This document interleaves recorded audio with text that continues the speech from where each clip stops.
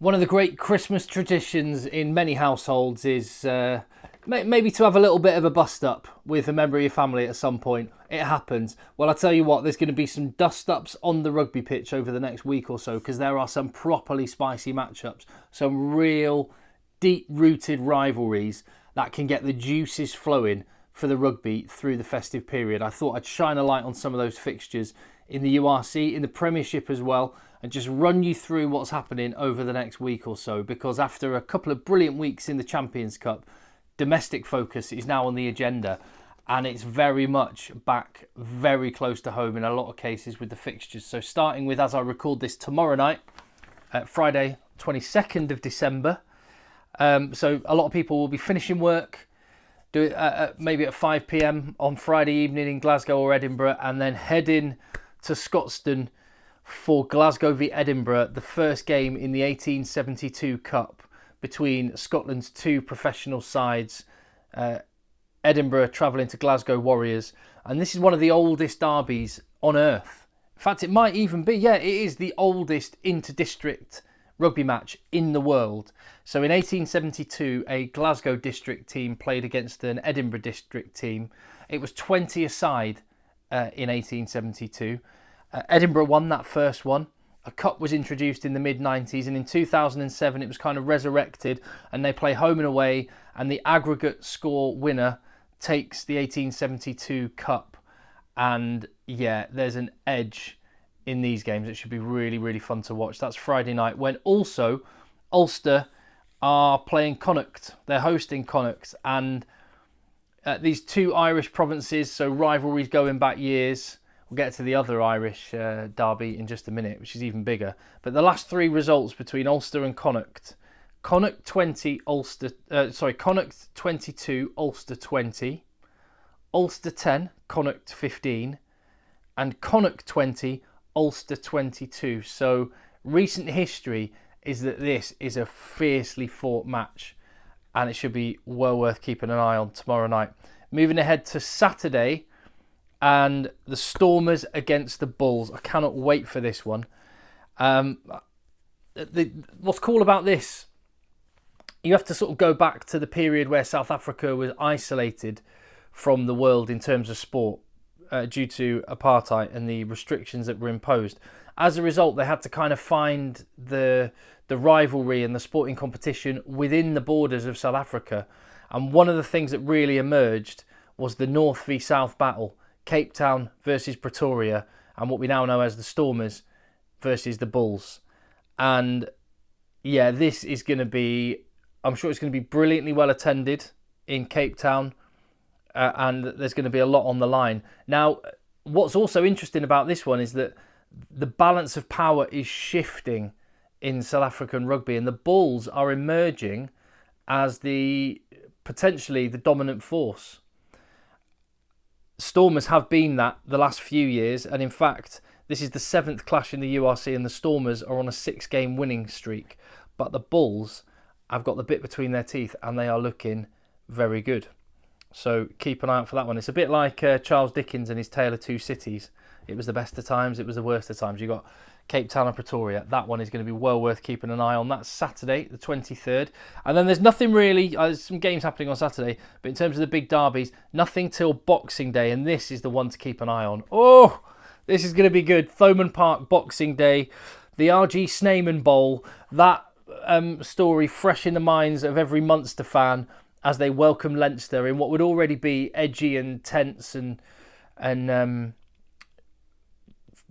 fiercely fought derby anyway between these two sides. And it was only a few weeks back we saw a fantastic game in Dublin between these two sides. Munster will want to get their own back on their own patch, and they've got no lack of motivation for doing just that. So cannot wait for Munster v Leinster. That is on Boxing Day. Keep an eye on that one. When also happening in Wales is the Welsh regions are going head to head. You've got Scarlets against Ospreys, and whilst the Welsh teams right now aren't performing particularly well, which is a bit of a shame to see, I hope they can get better. They've got money woes, the union's in a bit of a mess, and it doesn't look like getting better anytime soon. But whenever these fixtures happen, there's a bit of a romance and history in them, because before the regions, You had Llanelli and Swansea was one of the big rivalries in Welsh rugby, and you can still tap in to the deep rooted communities. The regions, it hasn't quite worked as the regions because they can't tap into the specific towns of Swansea and Llanelli where there's so much history and heritage. But this was one of the big grudge matches through the 70s, 80s, and especially during the 90s, where there's some really memorable games. Gavin Henson getting sent off in one is one that I really remember. And at the same time, just up the road, Cardiff will be hosting the Dragons. And again, you think back to Cardiff and Newport, and I've got a couple like Gethin Jenkins v Rod Snow, just some of the great matchups in years gone by that hopefully the Cardiff v Dragons game can tap into. That's Boxing Day. Then we've got a few days break where we can just, polish off the rest of the Christmas chocolates. And then it's back to Edinburgh v Glasgow for the second match in the 1872 Cup. So you've got Saturday, Glasgow v Edinburgh. Next Saturday, Edinburgh v Glasgow. Whoever gets the best aggregate score will lift the trophy. They should be two great occasions. And then finally, on that Saturday, the other game to look forward to is the Stormers against the Sharks. And the Sharks, again, they've got something to prove, because you look at the names on their team sheet and you've got Nche, Etzebeth, Williams, Am, Bosch, Mapimpi, Fassi, Hendrickse. The Springbok international names just flow off the tongue, but they've only got 1 win in 7 this season. They're in a bit of trouble and they need to turn things around. And the Stormers, well, their form in the URC hasn't been great either. Only 3 wins for them. Bit of a World Cup hangover for the South African teams, maybe. Well, they can go head-to-head and try and take a win off their opponent in that one. And the final game I'm looking forward to in 2023, before the year is out, on New Year's Eve, and I haven't mentioned the Premiership yet, it's because they're not really doing derby fixtures in the Premiership. There's some really good games to look forward to. And even though geographically this is not a derby, Leicester versus Bath feels like a derby. This is a game that's rooted in English rugby history. And if you're not familiar with this rivalry, basically Bath were the big dominant force in rugby through the 1980s and early 1990s. And I remember when I first started watching rugby, it was the great Bath team with Jerry Guscott and Andy Robinson and Gareth Chilcott and Victor Obogu and John Callard, all these great names. I remember going to watch Bath in that era, and Victor Obogu was my favourite rugby player at the time, and they were just the best team.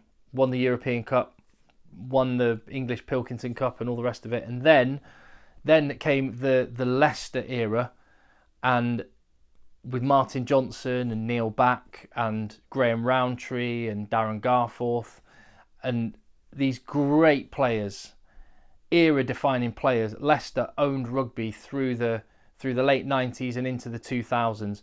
And Bath have gone away a little bit, but they're coming back now. Bath have got a bit of momentum now, and Leicester, champions 2 years ago. We should have one of the classics on our hands to finish out the year. Leicester v Bath. And what I love about this is, like I say, these are all great games in their own right, but they are tapping into something deeper than that, deep down in your tummy. Memories from when you were a kid. Stories that you remember your parents or your grandparents telling you about games gone by. Amazing players that you remember seeing on the telly or reading about in magazines. And all of that history comes to the fore when you have matchups like Edinburgh and Glasgow, Stormers and the Bulls, Leicester v Bath, Cardiff v Dragons, and it goes on. So I cannot wait. I thought I'd just shine a light on some of the brilliant rugby that's coming this way. Get excited about it. And if you appreciate club rugby content and you want more of it, let me know in the comments and show your appreciation for the video by giving it a thumbs up. If you get value from the channel, then consider hitting that subscribe button. I would love it if you would. And I will see you on the next one.